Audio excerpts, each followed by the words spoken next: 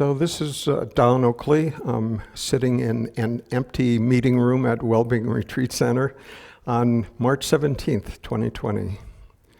The world is a quite different place than it was even just a few weeks ago. It's a time when our leadership in the country has apparently noticed what was happening and has begun to take steps. Larger groups, over 10 people, have discouraged. And so I thought it might be helpful to record this video this afternoon as an invitation to use these next few weeks and probably months to our best advantage. How we can use this time rather than fretting, worrying, being anxious over what may or may not happen, to devote our time to looking within, to really use this time as productively as we can. And by this I don't mean that we should ignore what's happening around us. Certainly this isn't the time to do that. We need to take care of our own bodies, our own health, be aware of our food that we consume, be aware of our interactions with others, etc. That all needs to be taken into account. And yet, with this period of less social interactions that we may be used to, it's really an opportunity to spend a lot of really quality time with ourselves in contemplation about what this life is actually about. And we can do this in a number of ways. So it doesn't mean to necessarily enforce one specific time during the day. It's really maintaining a certain level of awareness throughout the day so that as periods of time become available, rather than choose to, say, turn on the news, check the next email, etc., we can just choose to spend a little time with ourselves in silence, in contemplation. It's a rare gift that we can give ourselves, and now we really have the opportunity to do that by just by circumstances. So the value of silence and contemplation.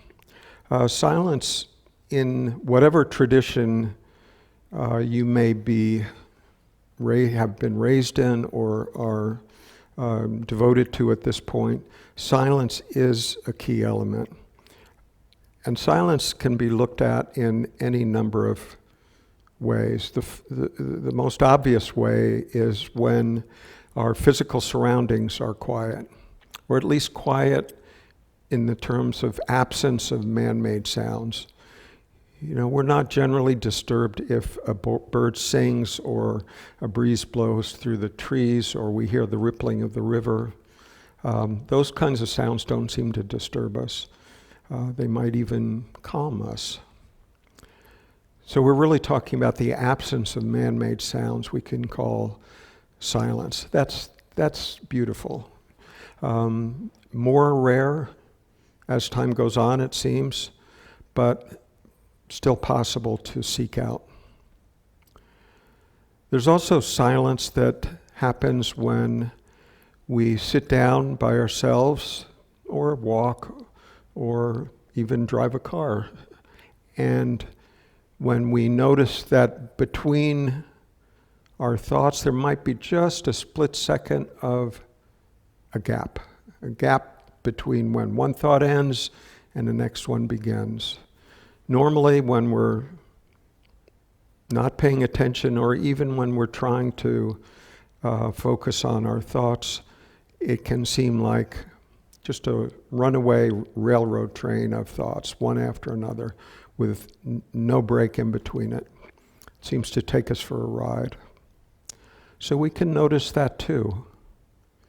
The interesting thing is when we notice that, whatever it is that notices that runaway train, notices that seemingly unbreakable sequence of thoughts, whatever notices that is not a thought. A thought doesn't have the capacity to notice another thought. They may be related, they may be sequential, they may follow a pattern, etc. But one thought doesn't have the capacity to realize, to be aware of another thought. There's something else that does. So whatever that something else is, let's just call it awareness for now. That awareness isn't a thought, it's just awareness of a thought. So that's really useful information to make that distinction, to see that. So that's another kind of silence. Noticing that gap, however small, between thoughts is really an important noticing, really an important insight into the nature of thoughts, that they're not continuous, although at first glance they certainly seem to be. But there's yet another level, a deeper level of silence, when there's a recognition that awareness that recognizes thought is also present even while thought is happening. There's a deeper silence within which that thought arises, has a certain lifespan, falls back into silence. So very much like a song of a bird. Quiet, bird song, drops back into silence. So we can use any sound, even what we could call a disturbing sound. Let's say the neighbor's dog is barking. We can use that sound to notice silence. We can use that sound to notice the arising of sound out of silence and the falling away of sound back into silence. So we can use it as a remembrance device almost, to pull us back into that silence, to notice the ground from which that sound arises and the ground back to which that sound dissipates.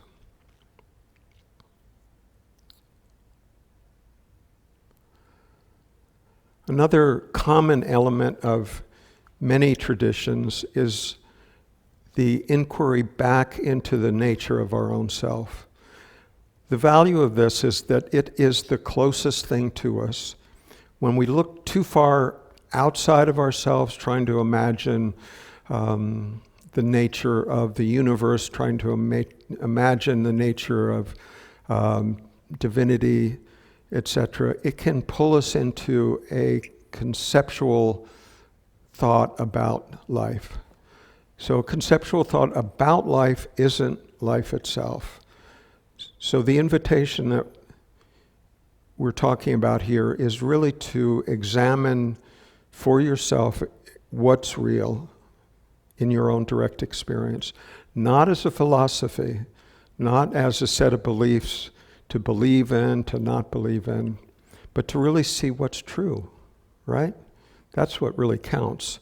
It doesn't actually matter what we may or may not believe. What's true is true. There's something that exists that is true.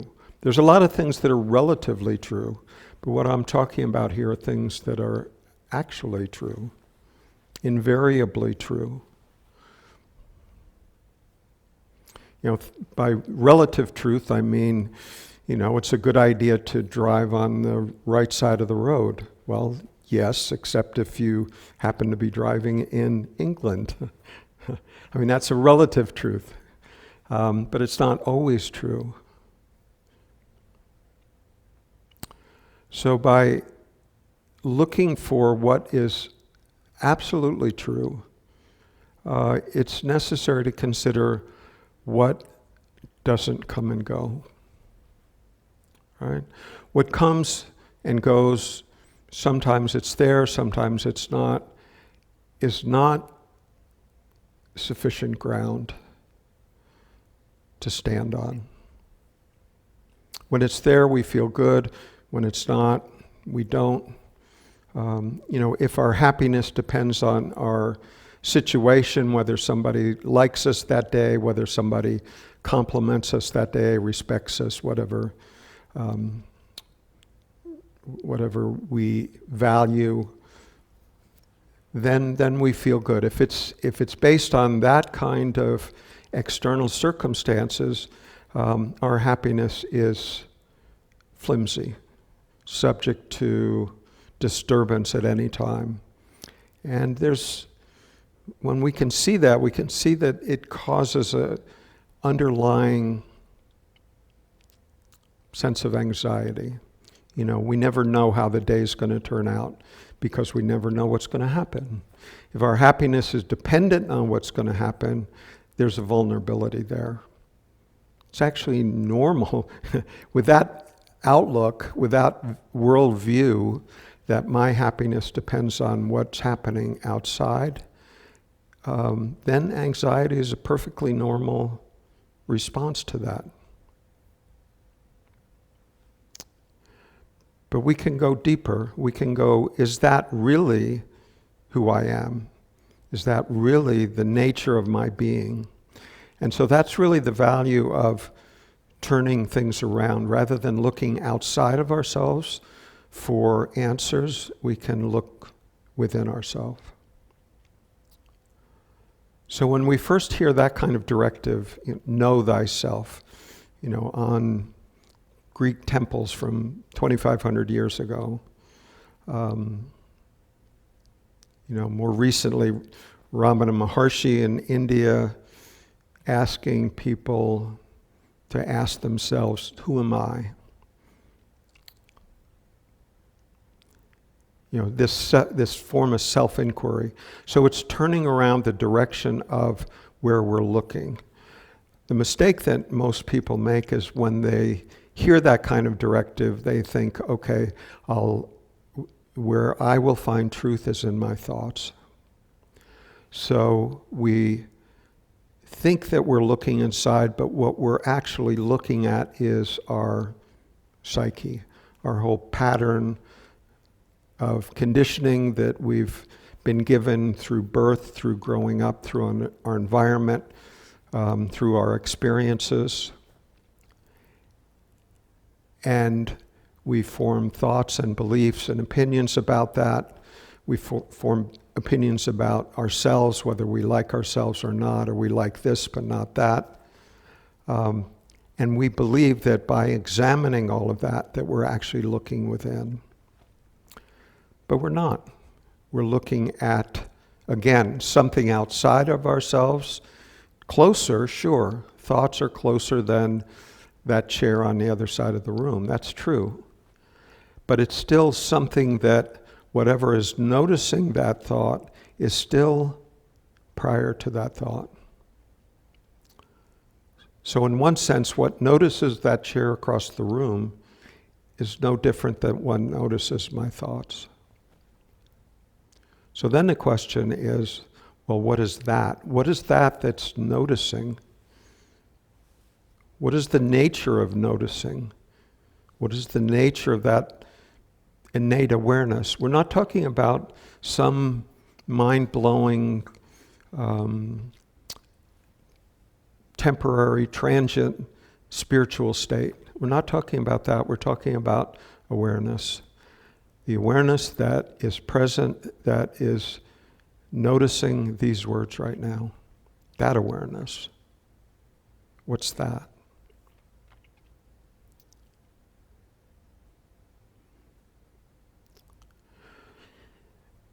When we stop and ponder what that awareness is, it's puzzling. We can't say too much about it. We can't even get a good look at it, because any attempt to look at it is really trying to form a concept about it and then looking at the concept. So that's not actually helpful. Only helpful in the sense that hopefully you'll be frustrated by that attempt, right? That's what most people experience when they meditate, is trying to control their thoughts, trying to control their experience. And what's trying to control those thoughts and their experience is also just another thought, just another ambition. I want to improve my state. I want to feel better. I want to get enlightened, whatever the storyline is. And the way to do that is to have the right set of beliefs, have the right experience, have the right set of thoughts, have the right dogma. Right? And we can just be aware of that tendency also. We can just see it for what it is. There's the mind being ambitious again, trying to get ahead, trying to do what our parents told us to do, make the best of ourselves. Somehow we weren't quite good enough as is, but if we accomplish this or attain that or have the right experiences, then we've reached an acceptable level of humanity. So this is just a deeper looking. This is really looking at what we are, our existence. Just that simple sense of I am. Normally we put other words after am. We say I am a good person, I am a engineer, I am married, I am a dad, I am this or that. But the truth is, sometimes you play the role of being dad, sometimes you play the role of being an engineer, sometimes you play the role of being married.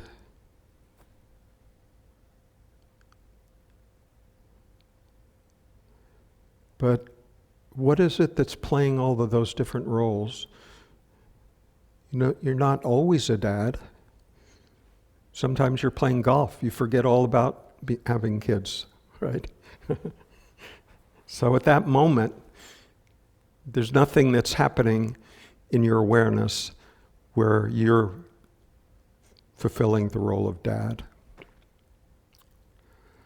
So that identity, everything that comes after the words I am, blank, any words that you put into that space is a role that you're playing for some period of time, maybe frequently, but not all the time. So whatever you are, whatever that I am really is, isn't dependent on the roles that come and go.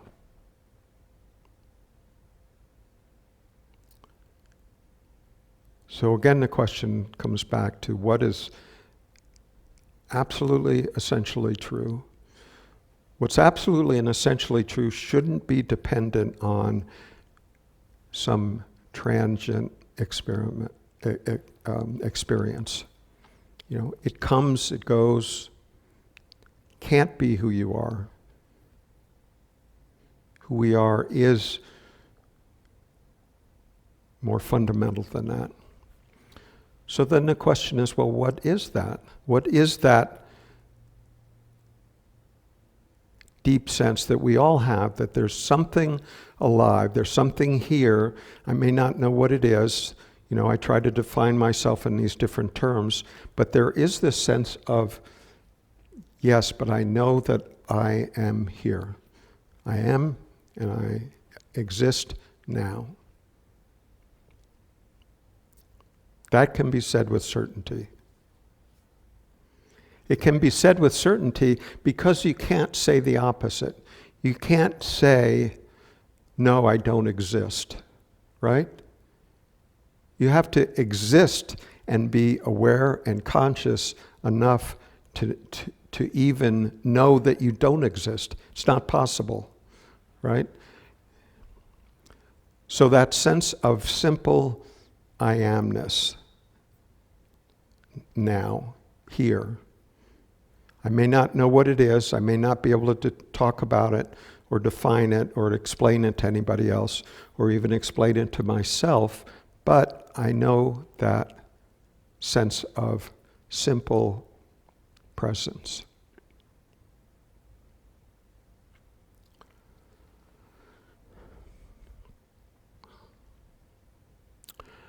So one really useful way when we sit down to spend some quiet time with ourselves, rather than trying to make the mind be quiet, which is what most people who meditate try to do, unsuccessfully, in almost all cases, which frustrates people and discourages them, etc. But the real value of sitting with ourselves actually isn't to make our mind quiet. That's a goal-oriented activity, and what's much more useful is to use that opportunity to see the nature of mind, to see how our own mind works, how repetitive it is, how judgmental it is, how it makes up stories, how it likes to be right, how it likes to plan things that may never happen, how it likes to replay things that have happened 20 years ago, etc., etc., etc. So it's an opportunity to see that mechanism, to see how that works. So the effort to trying to make the mind quiet is just another thought. We think it because we think there's some payoff there. We think there's some benefit to making our minds quiet. That's what we've heard. We have a belief that must be true, that there must be a payoff by making my mind be still, and so we go to war. We go to war with our own thoughts. This thought against that thought. And who wins? Nobody. Nobody.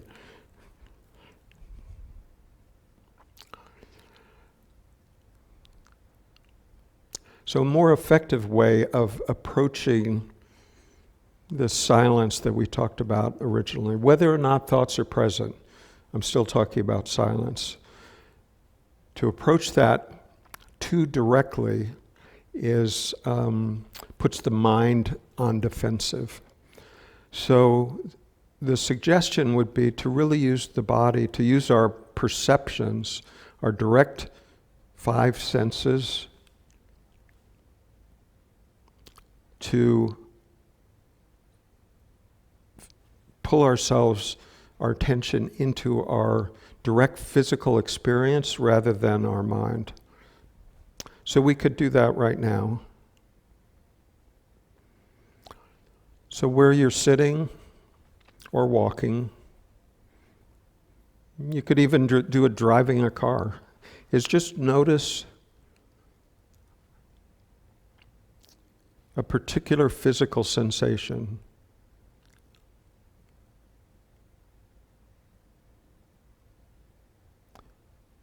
Sound, for example.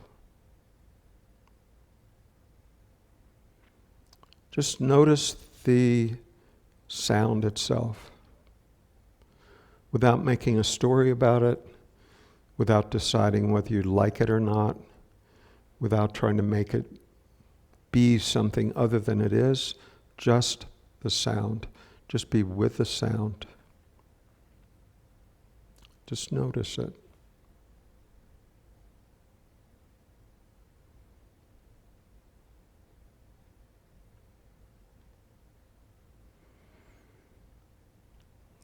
You might also notice that as we're talking, that breathing is still happening. However that's happening is fine. It doesn't have to be a particular way, just whatever is natural, comfortable, already happening. That breath can be managed, but it doesn't need to be.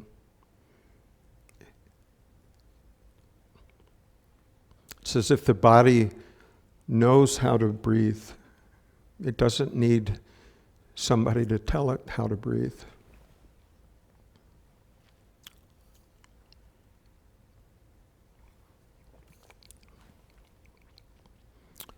So as the breath happens, you can follow that breath down into the chest, down into the belly.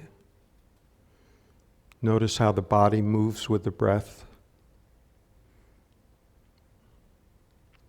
Again, we're not trying to change anything. We're not trying to achieve anything. We're just noticing what's already happening.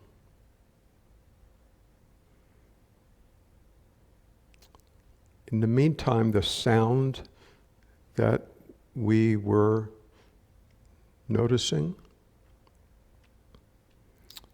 we can hold that in awareness at the same time as the breath. So we can sense the movement of the breath through the body, movement of air through the nose, a little cooler on the intake, a little warmer on the out-breath. Sound happening. We're just like a receiving organism, no effort required.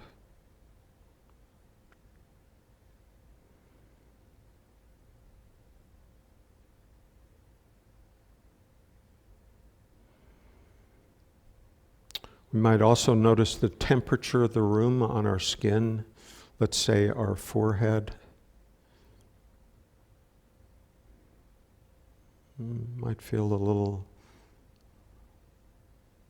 however it feels.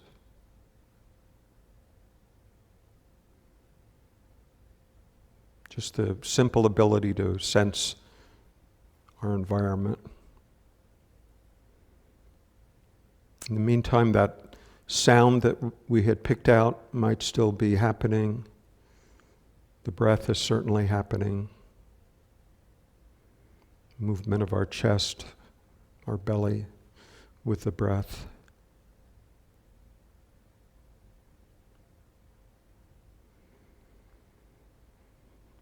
And we can go inside the body, not typically seen as one of our five senses, but we can certainly sense it. Let's pick our right hand, without moving it or touching anything in particular, just sense into the sense of aliveness. Even without looking at your hand, you know that it's there. There's a sense of maybe energy moving, maybe tingling in the fingertips. You know that your hand is there without looking at it, without touching it, without moving it. You still know that your hand is there. In the meantime, you're still breathing. You can still sense the environment of the room on your forehead. You may still hear the noise.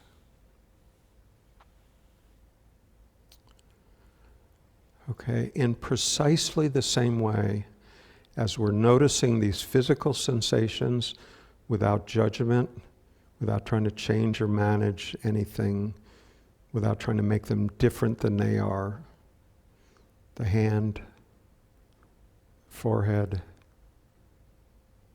the breath, the sound.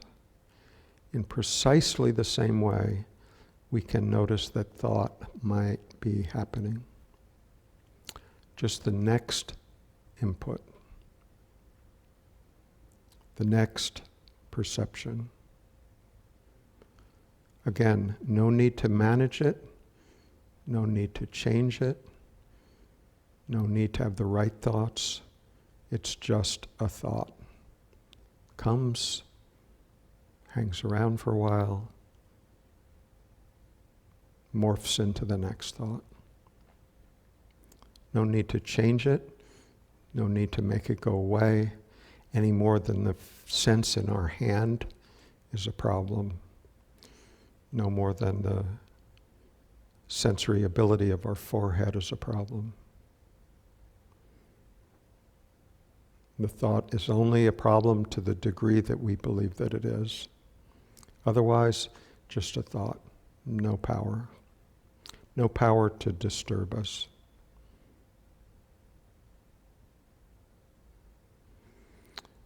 What all of these sensations have in common is our ability to notice that they're happening. That's the mystery, right? The sensation is cool. The ability to notice it and know that we are noticing it is extraordinary.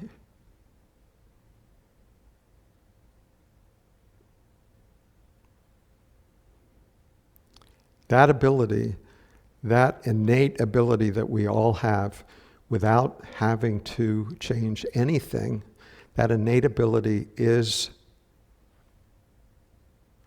of a different dimension than things that we can hold, taste, touch, feel, look at. It's what notices all of that.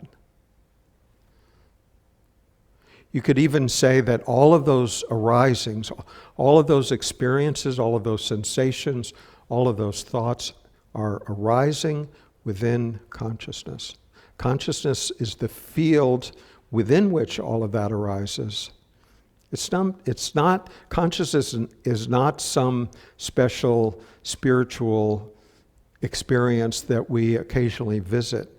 It is the ground of being. It's the ground within which all experiences happen, even spiritual experiences.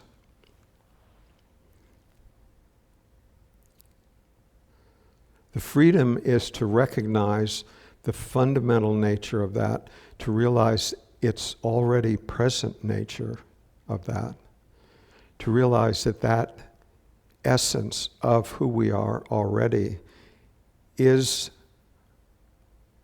complete. We miss it because we're looking out. We're looking for peace and freedom in circumstances, beliefs, experiences, etc. The freedom is the recognition that all of that is happening within which this consciousness is, within which what we are fundamentally. It sounds odd to say, but you can say in truth the entire world arises within that which we are. When that's recognized as being deeply true, unassailably true, then that is the basis for compassion. That is the basis for loving our neighbors. Any attempt to love our neighbors in the absence of that will be limited. The real core, the real essence of that compassion, that love for the world, for others, even for ourselves, is based in that knowledge that it is all arising from that one consciousness, which is our connection to the divine.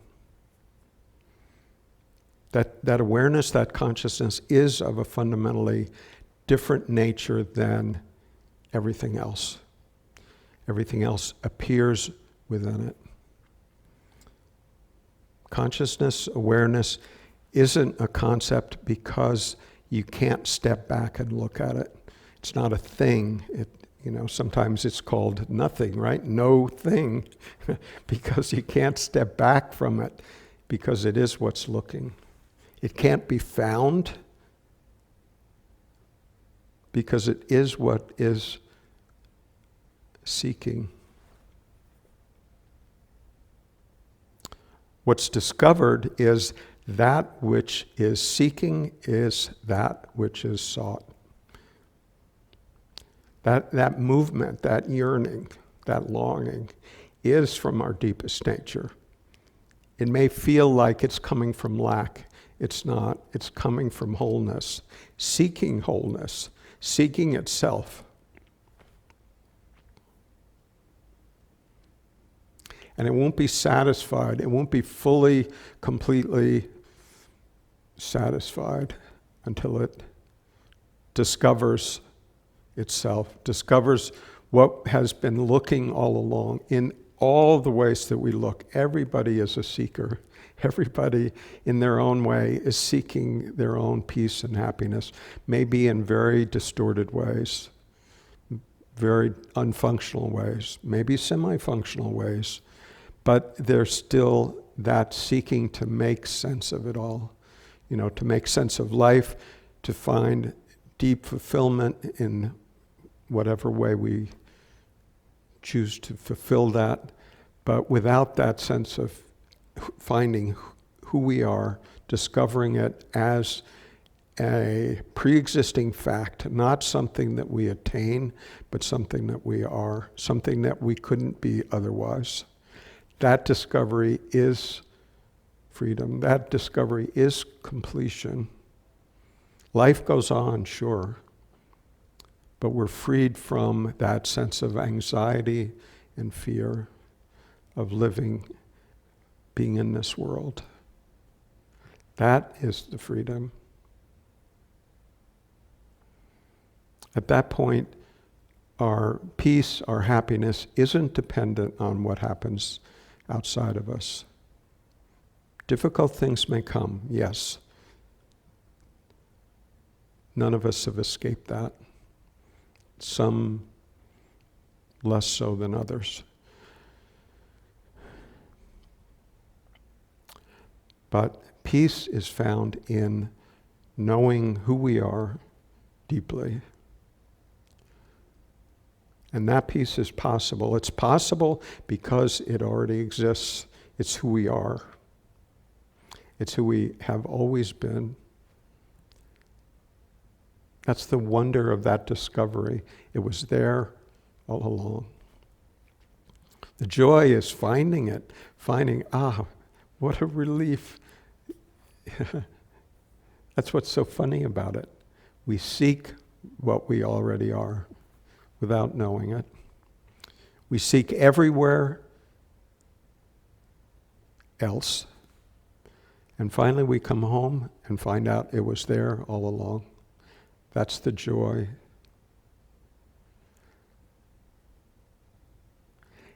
And that seeking part, that going astray, that looking out in the world, trying things out, having those experiences, seems to be necessary.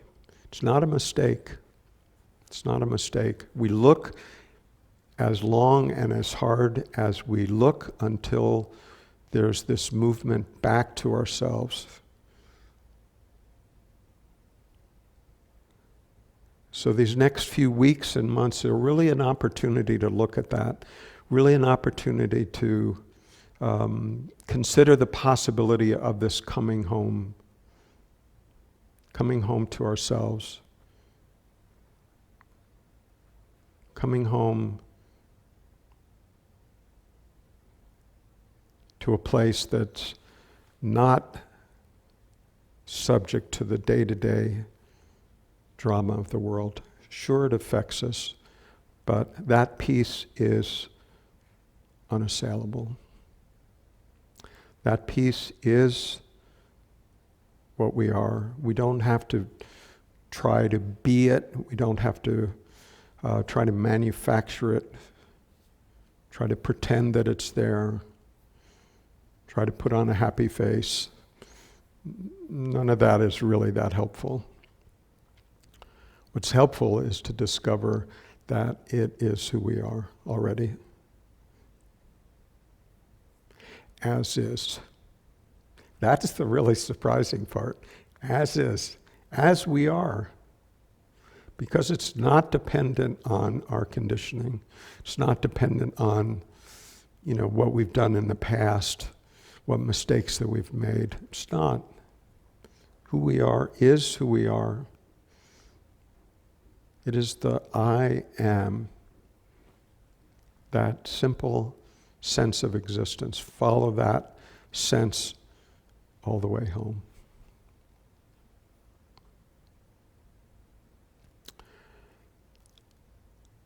So I wish you and your loved ones all the best, healthful, happy and peaceful time as best we can during this period of great uncertainty. I wish you great love and peace and joy, and take care of yourselves. Namaste.